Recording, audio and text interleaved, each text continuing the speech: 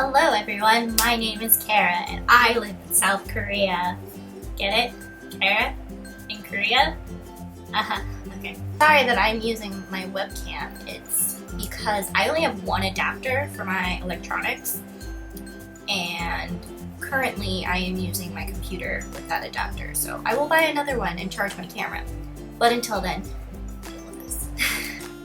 Today's topic is things you should know before moving to Korea. Now, I've seen other people do videos about like little things you need to know before you move to Korea. Here's just some more stuff that I did not find in any other video on YouTube. They don't tell you these things. So, go. Number 1, toilet paper. Okay, this is gonna sound disgusting, but toilet paper does not go in the toilet. What Koreans are supposed to do, and I say supposed, I'll get back to that in a second. Koreans are supposed to put it in the trash can. And personally, I think that's disgusting. Makes your bathroom smell. And it seems really unsanitary. So if you move to Korea and you're not sure, test your toilet, flush it, and see if it has a strong flush. If it has a strong flush, throw your toilet paper into the toilet, but if it doesn't, go ahead and throw it in the trash. Also, toilet paper. Toilet paper is kind of just used for a lot of things. In some restaurants, instead of seeing napkins, you'll see toilet paper, and it's just, I don't know, it's just another alternative. So if they don't want to buy napkins, they'll give you toilet paper. So you'll see like a roll of toilet paper on your table.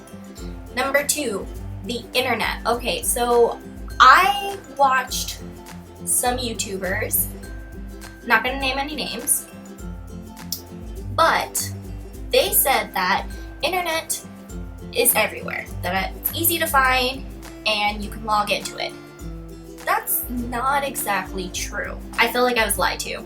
There's some places, like if you get off the subway, once you're out of the actual subway, you have Wi-Fi, but you have to be near the subway to use the Wi-Fi. It's weird, okay?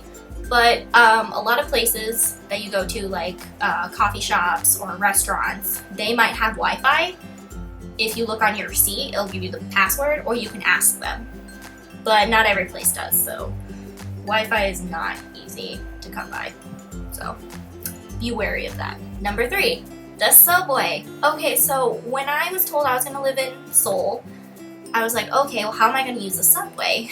The first week I was in Korea, my cousin was like, hey, come visit me, I'll be at this station, blah, blah, blah. And I was like, how do I get there? So she's like, download this app. Well, this app was in Korean, of course, I expected as much, but it was really hard for me to understand because I can't read or write Korean. I can barely even speak it. So it was really hard. So I had to ask someone at my school, and they said, oh, they have the same app in English. And I was like, oh, amazing. So she showed me the app, she showed me where to go and whatnot. But what surprised me, she said, the subway's in English. And I was like, what do you mean? She was like, oh, the signs, when you go to the subway, they're in English. And I was like, oh, no way. So I go to the subway, sure enough, every sign is in English. Even when you refill your T-Money card, which is your public transportation pass, you can pick an English button and it'll tell you how to work it anyway. So I go there, everything's in English. When you're on the subway, they have these like LED panels, it depends on what train you're on, but they will tell you the next stop, what door to get out of too, but they do it in Korean, English, Chinese, and Japanese. So if you're coming to Korea, don't stress about the subway. It's really easy. I'll put a link in the description below of the app to use, the English one. Awesome, download it, it's amazing. But it only works in Seoul.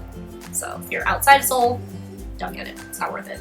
Okay. Number 4, bank accounts. So contrary to what I was told, you can get a bank account right away. I got a bank account the day after I came to Korea. We simply walked into the bank, I filled out this form, and I had a bank account. But what I wish I was told before I left is that you can keep your bank account back home. You don't have to have a certain bank account or anything. Because the bank that you get signed up with, they have a separate form where you can transfer money from your Korean account to your account back home. I thought that was amazing. I wish I knew that though before I came to Korea, because what I did was closed my American account, like completely. I closed it. Oh, another thing I learned after coming, the reason that, you know, your recruiter or whoever the school tells you, hey, bring money for your first month,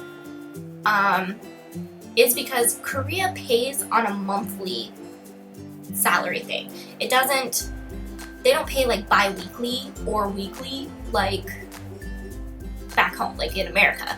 They don't do that. They believe in paying once a month. Number 5, clothes. Okay, so I'm a big girl, not a small Asian girl, so I assumed that it was gonna be really hard for me to find clothes. Korea is amazing. Okay, they have H&M, Forever 21, Zara. I've never heard of Zara until I came here, but apparently it's an American brand. Anyway, so they have clothes in your sizes. It goes up to size 16, which is amazing. Right, so the only difference between the Forever 21 back home and the Forever 21 here is that it's just a different style of clothing. And Koreans have different styles. They don't wear a lot of bright colors. They like more muted colors, more neutral, natural looking colors. So that will be the difference when you buy Forever 21 here. You might be surprised with some Korean stores because everything is in free size, which means like small, medium size, which I'm definitely not a small to medium size, but I did find this shirt. It was 10,000 won, which was about 9 something American. Really not bad, but I also found this really nice shirt at the store called The Cliche. Yeah, and it's awesome. It's my new favorite thing. I wear it all the time. Anyway, those are the 5 things I wish I knew before I came to Korea. Hope you guys enjoyed this video, and I'll see you next time.